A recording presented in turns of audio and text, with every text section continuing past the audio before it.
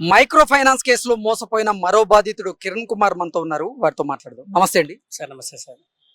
మీరు అసలు ఈ ప్రాజెక్ట్ లో పెట్టుబడులు పెట్టేరాగా మిమ్మల్ని ఆకర్షించింది ఎవరు? అసలు దీంట్లో పెట్టుబడులు పెట్టించింది ఎవరు మీతో? Yes sir. సార్ యాక్చువల్ ఏంటంటే ఈ మధ్య కాలంలో ఈ కేసు టోటల్ గా రాంగ్ వేకి వెళ్ళిపోతుంది సార్. సార్ యాక్చువల్లీ మేమంతా ఇప్పుడు ఎవరైతే ఎంతమంది మేము బాధ్యతలు అని చెప్పుకుంటూ వస్తున్నామో మేమంతా కలిసేసి ఒక 8-9 సంవత్సరాలుగా ఒక నెట్వర్క్ లో ఒక టీమ్ గా పనిచేస్తూ ఉన్నాం సార్. సో దీంట్లో ఏమవుతుందంటే ఇప్పుడు నేను ఇన్వెస్ట్ చేసినప్పుడు ఆబ్వియస్లీ నా ఫ్రెండ్స్ కూడా నేను షేర్ చేసుకుంటాను. ఇప్పుడు మెయిన్ దీంట్లో మేము ప్రభావితం అవ్వటానికి మెయిన్ కారణము రమావతి మధునే. దీంట్లో ఇంకొకరు ఎవరు మమ్మల్ని ఇన్ఫ్లుయెన్స్ చేయడానికి లేదు సార్. ఎందుకంటే వీఆర్ నాట్ కిడ్స్. ఇప్పుడు మేము చిన్న పిల్లలం కాదు. అంతకు ముందున్న మధు లైఫ్ స్టైల్ మేము కళ్ళారా చూసినాం. ఒక 3.5 సంవత్సరాల క్రితం అతను లైఫ్ చూసాం కాబట్టి ఇప్పుడు ఆయన ఒక సక్సెస్ వేలో ఉన్నాడు కాబట్టి అతను చూసి మేము నమ్మి మేము ఇన్వెస్ట్మెంట్ చేయడం జరిగింది సార్. దీంట్లో కూడాను మేము ఫ్యామిలీ తోటి మాట్లాడుకున్న తర్వాతనే నేను మా వైఫ్ వెళ్ళి అమౌంట్ అనేది మా అమ్మకి డోక్రా ద్వారాగా ఒక 2 lakhs వచ్చినాయి.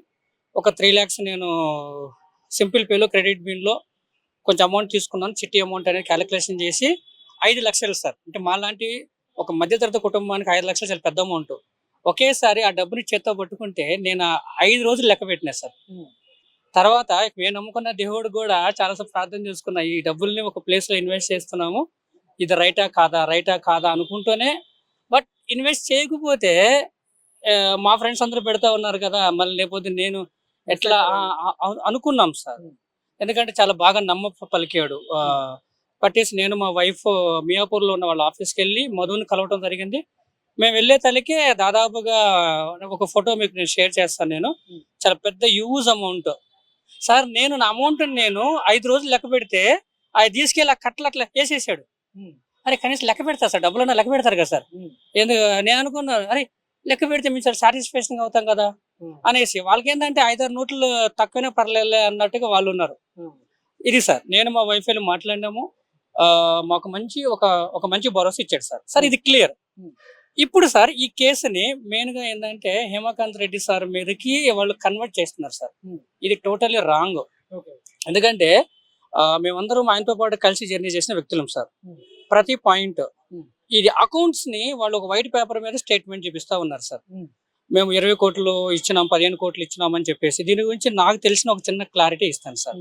ఇప్పుడు సిమెంట్ ఫ్యాక్టరీలో వాళ్ళ అమౌంట్ ని ఇన్వెస్ట్ చేశారు, 5.5 కోట్లు అని చెప్పారు సార్. ఈ 5.5 కోట్లకి వాళ్ళు ట్రాన్సాక్షన్ చేసిన ఏదైతే అమౌంట్ ఉందో ఈ అమౌంట్ ను కూడాను హేమకాంత్ కి పంపించిన అన్నట్టుగా అకౌంట్ వాళ్ళు చూపిస్తున్నారు. తర్వాత ఆ సిమెంట్ ఫ్యాక్టరీ ఓనర్ ని బినామీగా చూపిస్తున్నారు. నేనేమంటానంటే ఒకసారి ఆ సిమెంట్ ఫ్యాక్టరీ ఓనర్ దగ్గరికి వెళ్ళి మీరు హేమకాంత్ రెడ్డి బినామీ అని అడిగితే అయిపోతుంది కదా సార్. కదా, చెప్పు తీసుకొని కొడతాడు. ఆయనవుడు ఈయనవుడు, నా ఫ్యాక్టరీ నేను నీకు అమ్ముతున్నప్పుడు నువ్వు నాకు అమౌంట్ ట్రాన్సాక్షన్ చేసినావు. ఆ ట్రాన్సాక్షన్ చేసిన అమౌంట్ ను కూడా ఈయనకి ఇచ్చినట్టుగా చూపిస్తున్నారు. ఇది చూసి పటాన్ చెరువు టీం వాళ్ళు గుడ్డిగా నమ్ముతున్నారు సార్. ఈ విషయం వాళ్ళకు కూడా ఐడియా ఉంది, తెలుసు.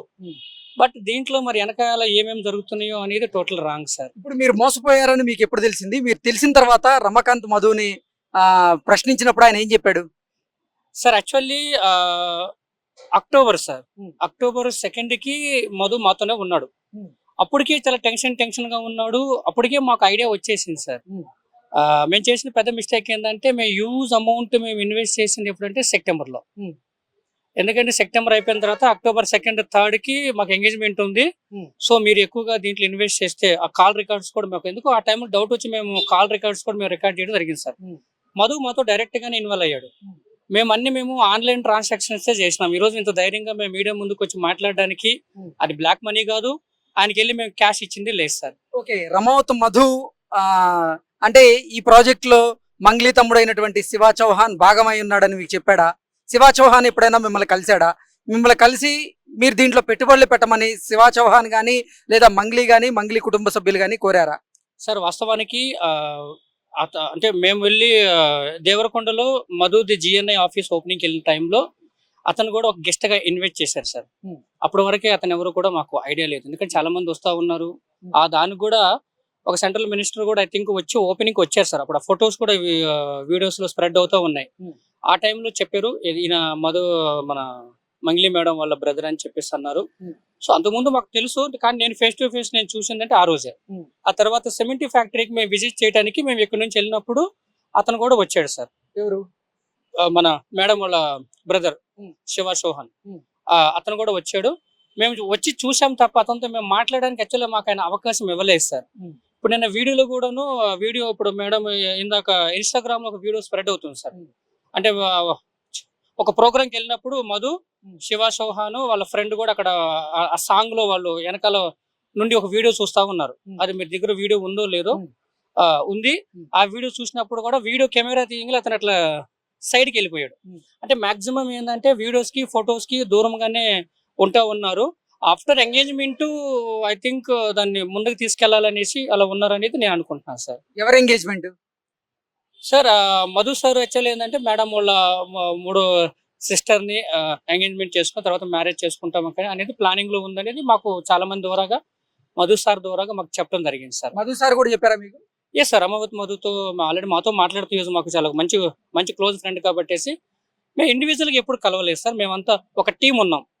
గత 5 రోజులుగా మేము ఏదైతే మీడియాలో మేము 1-to-1 లో మాట్లాడుతూ మేమంతా ఒక టీం మెంబర్స్ కాబట్టేసి మేము అందరం కలిసే వెళ్తా ఉన్నాం. కలిసి మాతో చాలా చాలా క్లోజ్ గా చాలా విషయాలు డిస్కస్ చేస్తూ ఉండేవాడు సార్. ఎందుకంటే మాతో కలిసి వర్క్ చేసిన వ్యక్తి కాబట్టి ఒక పెద్ద పర్సన్ గా ఏ రోజు ఆయన దూరంగా లేడు, మాతో చాలా క్లోజ్ గా మాట్లాడుతూ ఉండేవాడు సార్. రమావత్ మధు అరెస్ట్ అయ్యాడు కదా, ఎలా అనిపిస్తుంది? మీ డిమాండ్ ఏంటి ఫైనల్ గా? సార్ అరెస్ట్ చేయటం చాలా హ్యాపీనే. బట్ ఏంటంటే ఈ అరెస్ట్ చేసే ముందరనే మాతో పాటు ఒక లైవ్ డిబేట్ లోకి వచ్చి మాట్లాడితే చాలా బాగుండేది సార్. ఎందుకంటే అప్పుడు మీడియాకి జనాలకి ఇది నిజాలు అనేవి అర్థమవుతాయి. ఇప్పుడు తీసుకెళ్లి ఇంట్రాగేషన్ చేస్తే అతను ఏదైతే ఫేక్ ని స్ప్రెడ్ చేస్తారో అది కూడా వాళ్ళు నోటీస్ లో రాసుకోవడం జరుగుతుంది సార్.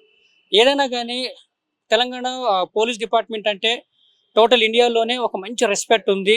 నిజాలు చాలా ఫాస్ట్ గా తీసుకొస్తారని, మాకు న్యాయం చేయాలని. ఎందుకంటే ఇది మేము అప్పులు చేసి తీసుకొచ్చిన డబ్బు, దయచేసి మా డబ్బులు మాకు తిరిగి వచ్చేలాగా మీడియా ద్వారాగా నేను కోరుకుంటున్నాను సార్.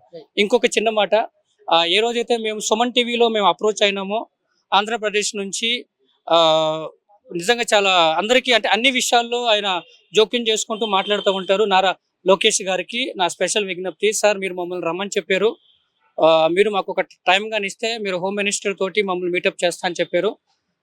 దయచేసి సార్ మా కేసుని మీరు కొంచెం పర్సనల్ గా తీసుకొని, ఎందుకంటే చాలా మంది పేదవాళ్ళు ఉన్నాము, అది మీరు చూస్తూ ఉన్నారు. ఇది చాలా ఫాస్ట్ గా క్లియర్ చేసేలాగా చేయమని ఆంధ్రప్రదేశ్ ప్రభుత్వాన్ని అలాగే తెలంగాణ ప్రభుత్వాన్ని మనస్ఫూర్తిగా కోరుకుంటున్నాను sir. Thank you so much.